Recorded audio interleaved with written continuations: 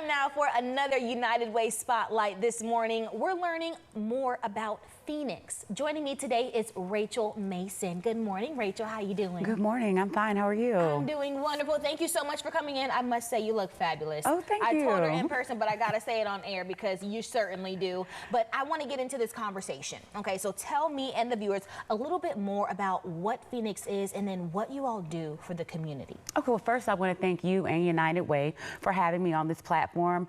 It's always great to let everybody know what our mission is and how we go about serving the community. So Phoenix is a nonprofit organization that helps individuals with disabilities obtain and maintain employment. And we do that in a variety of ways. So we have a variety of contracts out on Redstone Arsenal. That includes our landscaping, janitorial, admin track, logistics services, just a number of things that we offer out in the community, as well as we place people into positions out in our local communities. That would be like our Walmarts, our Targets, those types of things. So we provide employment to those with disabilities. Perfect. Now, I know I'm used to probably seeing some of those individuals that you all do help, like you said, at the grocery store. They can be greeters, they can help at the cash register, things like that. In your own words, let me know, how necessary is an organization like this? Oh, so very necessary. People with disability face so many obstacles in order to gain employment. So having an organization like ours is vital. It's hard for them to get employment on their own sometimes. Sometimes they just need someone to break down those barriers or kick open those doors to them so that they can get that fresh start. And when you talk about barriers, of course, we may have an idea of what that is, but what kind of barriers are you seeing for folks with disabilities trying to get those jobs? Well, the main obstacle would be, I would have to say, a stigma and bias. Most of the time, employers may think that they can't work up to the same standards as those without disabilities. But we pride ourselves in looking at people's abilities instead of their disabilities. Yeah, don't underestimate them. That's what I like to say. Do not do that. I mean, they are certainly a helping hand, and they want to work. They want to contribute and live regular lives. You know, get up and go to work, have purpose. Yes, employment provides so much more than just someone receiving a paycheck.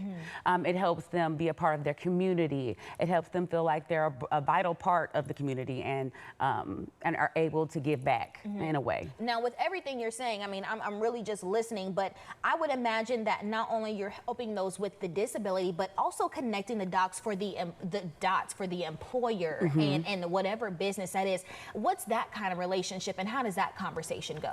So, you know, you're right. There is two sides to it. So we want to also help the employer by giving them a person that is going to be diligent and on time. And also our people, when they go to work with other people that don't have disabilities, it kind of shows another person how life could be on the other side, and that they still get up every morning and make a difference in our community. So with those employers, we have those conversations about different things that hiring our people would help them with, work opportunity tax credits, or just a different type of environment for their employees. So I'm having that conversation. It's easy sometimes, but sometimes it's hard. But I think at the end of the day, those employers realize that, you know, in hiring those with disabilities, it's necessary. It is, very much so, very much so. So, I mean, with that, I know the impact is great. I want to go back a little bit. You mentioned a partnership that you have with Redstone Arsenal. How important is that with Phoenix? Oh, very important. So we employ hundreds of people out on Redstone Arsenal. We also have a couple of bases outside of Huntsville, Fort Bliss and Peterson and Buckley out in Colorado. So our partnership with them is very vital. I would say we probably have around 250 employees out on Redstone Arsenal. And everything from badge checkers, so people that are checking you in as you go into those different buildings, to people helping out NASA, FBI. So we do it all. Of course, the big names. Again, that just goes back to what I said earlier. Don't underestimate their ability. You know, they can really do it all. They can. Honestly. They can. All they need is a helping hand. A little bit of guidance. That's all they need. So with guidance, I want to ask, how can the community get involved with this amazing program? Well, first thing would be to come to our website. It is www.phoenixhsv.org. All of our employment opportunities will be on that website. Also, we have some stories that we can show you about people that have overcome and have moved up in the ranks. You know, maybe started off as a janitor and then moved up all the way into program management and things like that. So we never want to keep you in the same spot. Our whole goal is upward and outward. We want you to grow. That's what a career is, honey. Onward and outward. Thank you so much for coming in. We really do appreciate Well, thank you for having me. Absolutely. Look, we've got a link for you to learn more over on our As Seen on Day to Day page. Go ahead and check that out.